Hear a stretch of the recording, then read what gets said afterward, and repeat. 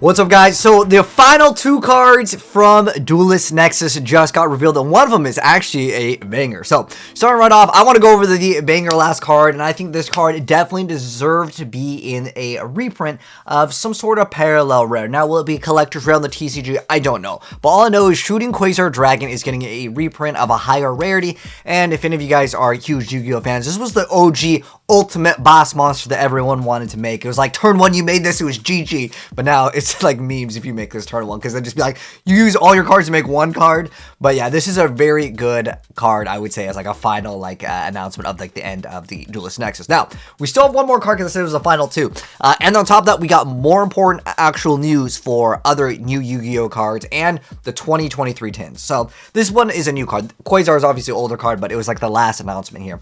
But Singing Cuckoo is a brand new level 3 Fire Wing Beast effect monster with 800 attack, 1000 defense points, and it says you can only use this card's name effect once per turn. The first part of the effect is during your main phase, you can activate one of these effects. Destroy this card, then draw one card. You get to discard one card, then draw one card.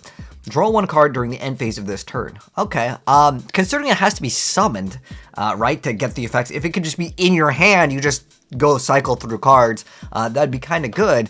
But are you going to be able to get it out in any deck? Is there any decks that could just like get this card out for free? I don't know. It could be interesting, but it itself is already one card. So like summoning this card and then just destroying it to draw one. Maybe for some cheese decks, but there's cards like Card D that are just like overall like a little bit better in my personal opinion. But those cards don't even see play anyways. But maybe there is some use for this, so you guys let me know. Now on top of that, these are the brand new cards, the Gold Pride. So this is, I believe, still a TCG exclusive. So let's go and check them out. I guess it's like, is it a pinball archetype? Anyways, Gold Pride Roller Ball is a brand new level 5 Earth Psychic effect monster, 1800 attack and 1600 defense points. Its effect reads, if your life points are lower than your opponent's, you get a special summon this card from your hand. During the main phase, as a quick effect, you can fusion summon one Gold Pride fusion monster from your extra deck using monsters from your hand or field as material. You can only use each effect of Gold Pride Roller Baller once per turn. Okay, so pretty cool card. Maybe you can tag it in other decks. Let's see what they require for the materials. So next up, we got a fusion monster called the Gold Pride Pinballer. It's a level 9 dark fusion effect monster with 3000 attack and 0 defense points. And its materials are one Gold Pride Roller Baller, which is the other card. Oh, it does require Gold Pride monster, so it is not tackable. It says if this card is fusion summoned, you can equip base up monster your opponent controls to up the number of fusion materials used.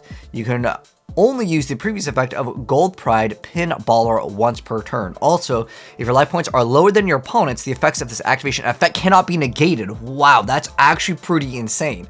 The next part of the effect is, once per turn during the end phase, if the previous effect was activated this turn, return this card to the extra deck, and if you do, special summon one Gold Pride Roller Baller from your deck or graveyard. So you're going to re-bring back the card, and then maybe you can make it again and absorb everything. You know what this totally is? I think I know what this is a reference to, because, you know, there's a lot of references to video games in some Yu-Gi-Oh cards. This is totally Katamari Damacy. If you guys remember that, I think it was like a PS2 game. That's totally what this is. You're absorbing all of your opponent's things and making a giant ball with it. That is really cool. I like that idea. All right, next up, though, we have the Gold Pride Chariot Carry. This is a rank 3 Water Aqua Xyz effect monster with 1900 attack, 2700 defense points, and its materials are 2 level 3 monsters. It says you can detach a material from this card to add one Gold Pride spell from your deck to your hand. Then, if your life points are lower than your opponent's, you get to send one Gold Pride monster from your deck to the graveyard. You can only use the previous effect of Gold Pride Chariot Carry once per turn. And then once per turn during the end phase, if the previous effect was activated this turn, you get to return this card to the extra deck, and if you do, special one Gold Pride Captain Carry from your deck or graveyard. Next up, we have Gold Pride. That came out of nowhere. So it's a quick play spell card. This says special summon one Gold Pride monster from your hand or graveyard. Then your opponent can special summon one monster from their hand or graveyard to the field, but its effects are negated. You can only activate one Gold Pride. That came out of nowhere at once per turn. Okay, so it doesn't really matter if you give them a card because you're just absorbing it at the end of the day. Anyways, if you go for the fusion. Next up, we have Gold Pride Pedal to the Metal, which is a quick play spell card that says target a Gold Pride monster you control until the end of the turn, gains 500 attack. It cannot be destroyed by battle or card effects, and it cannot activate its effects. During the end phase, if a Gold Pride monster you control was destroyed by battle or card effect this turn, you can set this card from your graveyard. You can only use this effect of Gold Pride Pedal to the Metal once per turn. Okay, so potentially protecting your cards, and on top of that, you get to recycle it. Next up, we have Gold Pride Better Luck Next Time, which is a continuous spell card that says when this card is activated, you get to add one Gold Pride monster from your deck to your hand. And if you do, lose life points equal to its attack. So it works really well with the first card. It says if a face-up Gold Pride monster you control that was special summoned from the extra deck returns to the extra deck except during the damage step, you get to draw one card. You can only use effect of Gold Pride Better Luck next time once per turn, and you can only activate one Gold Pride Better Luck next time once per, but it's a continuous. Okay. So next up, we have Gold Pride. It's neck and neck. So it's a normal trap card, and it says target one Gold Pride monster you control, or one Gold Pride monster in your graveyard, except for Gold Pride, it's neck and neck. Okay. Return to the hand, and if your opponent controls a monster with higher attack than your life points, you can banish this card and a Gold Pride monster from your graveyard, supposed to summon one other Gold Pride monster from your extra deck that mentions that banished monster's name. You can only use each effect of Gold Pride. It's neck and neck once per turn. Okay, so let me know, guys, what you feel about the Gold Pride. And lastly, this is going to be actually pretty big news. So this guy tweeted out the other day, and it's talking about the 2023 TINS. So it's coming this fall. It comes with 3 mega packs. It doesn't say what's in every single one, but it says it has twice as many prismatic rares as before. Each tin will also contain one guaranteed quarter-century secret rare from the list below, featuring the monster's original version of the artwork. So we get Dark Magician, Exodia, Red Eyes, Black Dragon. You get Rainbow Dragon, Cyber Dragon, Elemental News.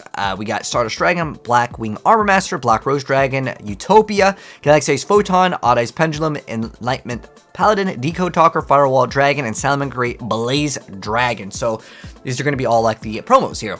Anyways, that's going to go and wrap it up for the news. Let me know, guys, what you think of the new Yu-Gi-Oh cards down below, or the thoughts on the 2023 TINS. Does that make you want to pick them up?